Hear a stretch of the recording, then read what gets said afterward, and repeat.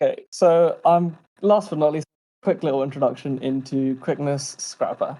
So Scrapper is the newest Quickness class out of the three, and how Scrapper provides quickness is with its gyros.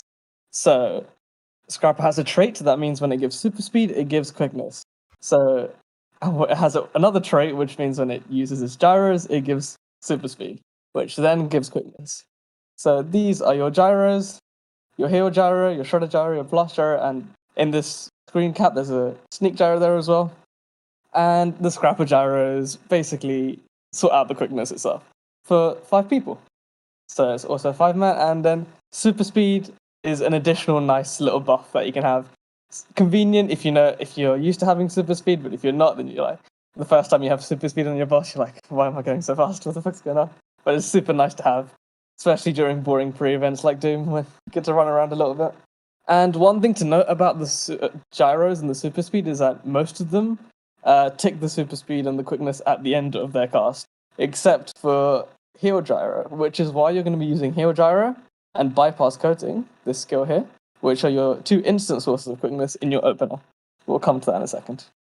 And Scrapper also has tool belt skills, so these F1 to 5 skills here, and they correspond to your utility skills.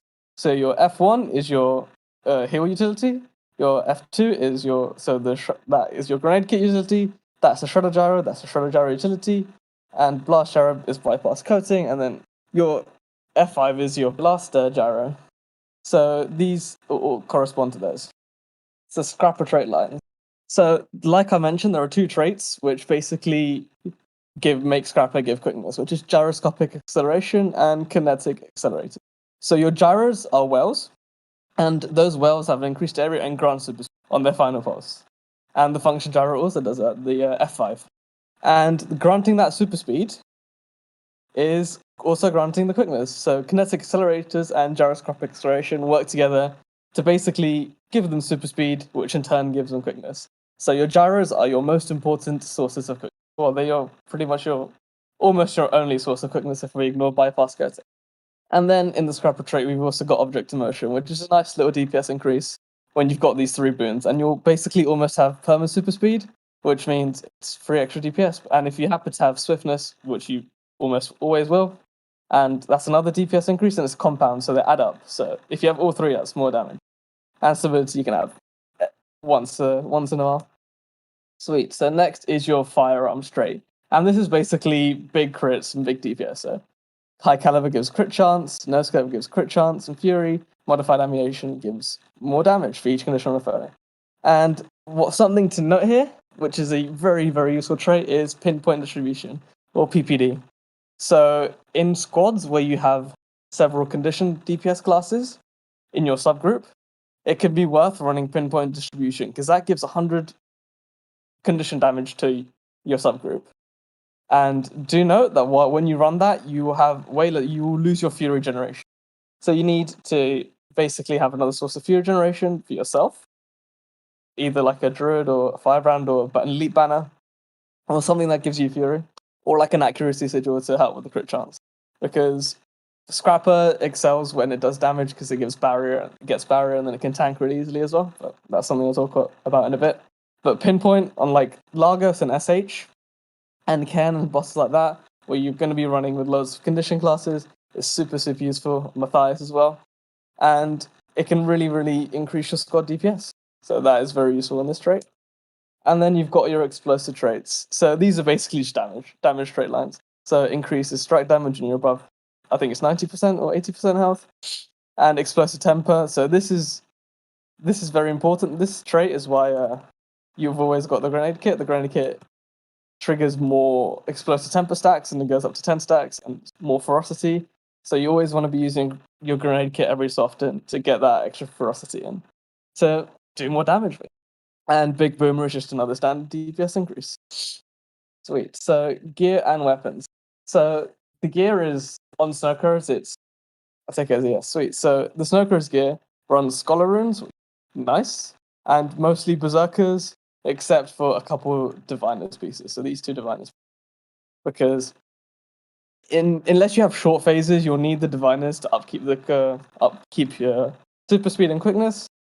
But if you have short phases, then you can remove them as long as you're spamming your gyros off cooldown and making sure you're giving everyone quickness. But it's definitely worth having those two diviner pieces. And then if you see you're struggling with quickness, I would drop the impact sigil for a concentration sigil if you see you're struggling personally to upkeep it, to give yourself a bit of a safety net, which can make it a bit easier. And Scrapper can only use one weapon while it's in combat, so this is where you finally get to use all those hammers that you've got dropped from random bosses or fractals or world or wherever they may be from. This is your chance to let the hammer shine. And the gear itself is pretty relatively simple to get, and there isn't really much variation either in power Quickness Scrapper anyway.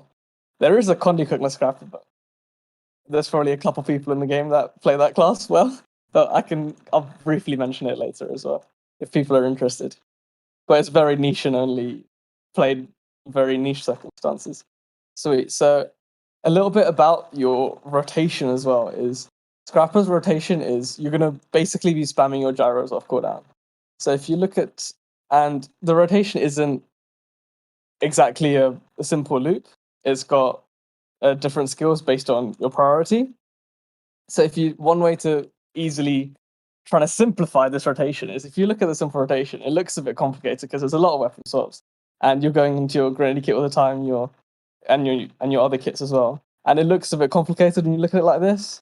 And I was trying to figure out what the best way to simplify it was for beginners and new people. And when I was looking at this, you can see what your three main sources of damage is. So your main three sources of damage is your hammer 2, which is just spin to win. Then you've got your equalizing blow, which is your third attack on your hammer auto chain. You never really want to interrupt those auto attack chains. It's 3,800 DPS, which is your final auto attack on the hammer. And shrapnel grenade, which is your grenade kit second skill. So these three are your most important DPSing skills. And to try and simplify it, is these three are skills you want to be getting off as much as you possibly can during fights, for beginners at least. And then you can have a more of an in-depth think about the rotational necros, because there's a couple of priority loops and stuff like that. Utilities. So utilities, you're going to be running those three gyros. So the medic gyro, the blast gyro, and the shredder gyro, because you need those gyros to upkeep quickness. And if you have another gyro, because your utility skill can vary.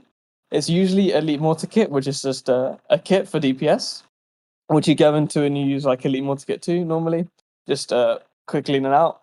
Or you can run so you can swap that out for Supply Crate, which is just a flat break bar damage, which is useful on bosses with break bars. And you've also got another gyro here, the stealth gyro, sneak gyro, which can provide stealth if you need the stealth. And if you have more than 3 gyros, you can probably drop the extra diviner piece, because more gyros means more quickness. And like I said earlier, those 2 belt skills correspond to your utility. So your F1 gives people protection on cast, so it can up to 5 people, so it's very handy. So you want to be using that off cooldown as well. It gives yourself super speed, and you want to have 100% super speed uptime on yourself at least, because that's just it gives you just a DPS increase as well for you personally. And then your blast gyro utility is bypass coating. This is really important. That's why blast gyro, in terms of providing quickness, is one of the most important gyros, because it gives this utility. And in your opener for quickness, the medic gyro, your heal gyro, and bypass coating are going to be your 2 sources of instant quickness at the start of every fight. And you want to be using those, because the other gyros only provide quickness at the end of their cast, whereas heal gyro provides quickness at the start and the end. So bypass coating and heal gyro is your opener for generating quickness. And then your shredder gyro it's just more quickness and DPS, and its toolbox skill is some CC and DPS. And it also provides a lightning field. So Scrapper can do a lot of CC. So this is a blast and a knockback, which is a lot of CC, and this is another stun. And these two, your function gyro and your spare capacitor, produce a lightning field. And if you use your hammer 3 in the lightning field that they provide, it's more CC. So on SH, for example, I can use the blast gyro at the start of the break bar, and then I'll have a supply crate here for more CC. Then I can use hammer 5, your F3 here, and then that as well. And there's a lot of CC that you can provide over a couple seconds, which is really useful. And then you've got your grenade barrage, which was your DPS skill for your grenade kit, which is just a bit more DPS, quite a bit of DPS as well. So you want to be using that quite often too. Sweet. So you can do some variation, which I said the supply crate instead of the elite mortar kit. So the elite mortar kit is just a small DPS increase, but if you need the CC, then supply crate is always useful and comes in handy for bosses with a important CC like Sloth, Samurog. It's always useful to have them in. And I put Bulwark Gyro in, but I would. This is a. But I use this on Kadim because Kadim 1 personally, only because for the tool belt skill for Bulwark Gyro gives stability, and because we don't play Firebrand and my static there, I run this to give stability in the final lamp for the giants, and that is one of the only few places I would use that. Because Bulwark Gyro, if you use it improperly, it can kill you because it transfers damage that your squad takes towards you. So if you don't use it properly, it will basically kill you. But I put it in there just because I use it on Q1, and that's the only place I use it for stability because it's 5-man stability, and in the final lamp, it's useful for the giants because the giants can be pretty annoying. Sweet. So Scrapper is relatively simple. It's not very complicated, and it can pretty much keep perma super speed and permanent quickness, and provide decent protection as well from its heal absorber skill, mainly through the use of its gyros. And Scrapper is really good at tanking. Really, really good, because it has this trait. Impact Savant. So a percentage of the damage that you do is converted into barrier. So this is why Scrapper, in my opinion, is probably my favorite class to tank on, because it's so free. It's so free to tank on. As long as you can do damage on that class, then you will get permanent barrier and you will survive a lot of them, pretty much anything. Like the only time I really struggle is when I have to move SH across a wall and I'm not in range for my hammer autos and she's running around and I have to run far and then she hit then I walk into something stupid and down. But apart from that, I tank. If I'm tanking SH, I'm on 5 toughness, and when I'm in melee range, the chance of going down is really small as long as you're doing a rotation. So getting those hammer 2s off, getting those grenade kits off as well, making sure you get that rotation down, because tanking on Scrapper is doing damage. That's how you tank on Scrapper. And Scrapper's really good because unlike Firebrand, it provides a lot of vuln. So its autos provide a lot of vuln, almost all of its skills, lots of vuln everywhere. The hammer autos do a lot of vuln. So it's very useful, especially in bosses like Lagos. So I tank Lagos as well on Scrapper. And that means my Druid on the left side doesn't need to take Storm Spirit because I can provide the vuln myself, almost all of it, which is really, really useful. And it does quite a bit of damage though. I think the bench is about 28.6k or something like that. So in a power fight, it's very, very solid, and it's got pretty solid verse as well. And it's the upside of it is pinpoint distribution, which is unique from Chrono and Firebrand, and it's basically 100 condition damage for 5 people. And if you've got 5 good quantity players, that can be a big damage increase. It clucks you a little bit by about K in self-fury generation, but as long as you can get your self-fury generation from somewhere, and it's always worth it for yourself.